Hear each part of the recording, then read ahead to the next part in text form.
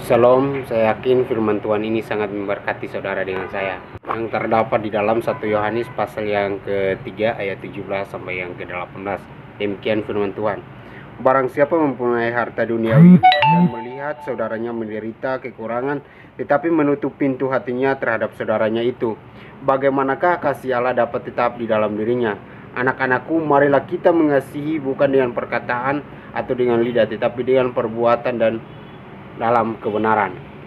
Berbicara tentang ayat ini sangat jelas bahwa kekristenan bermakna hubungan pribadi dengan Kristus. Tampaknya hanya ada dua pribadi yang terlibat di dalamnya, yaitu kita sebagai orang-orang percaya dengan Kristus itu sendiri.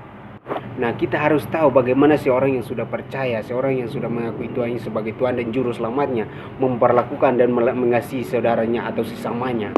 Karena seseorang yang ketika sudah percaya dan menerima Tuhan Yesus sebagai Tuhan dan Juru Selamat di dalamnya, maka ia tidak lagi dikuasai oleh dosa, ia tidak lagi diperbudak oleh dosa. Karena ketika kita berbicara tentang kasih, maka satu menjadi indikator keselamatan di dalam diri seseorang. Ketika kita menyatakan diri kita sebagai Kristen, kita harus saling mengasihi satu sama lain. Ketika kamu sudah mengatakan diri bahwa saya ini orang percaya, saya ini orang Kristen, kita harus saling mengasihi satu sama lain.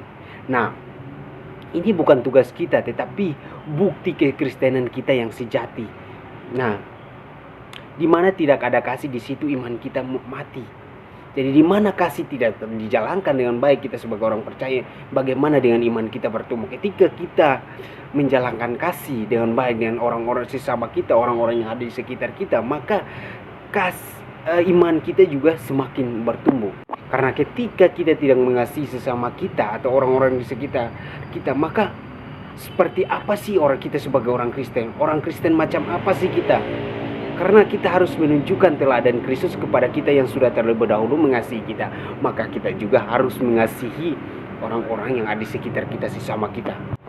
Tetapi ketika kita melakukan kasih, bukan hanya lewat mulut kita, atau bukan cuma berbicara, tetapi bagaimana dengan tindakan kita, bagaimana dengan perilaku kita, bukan dengan dramatis atau heroik.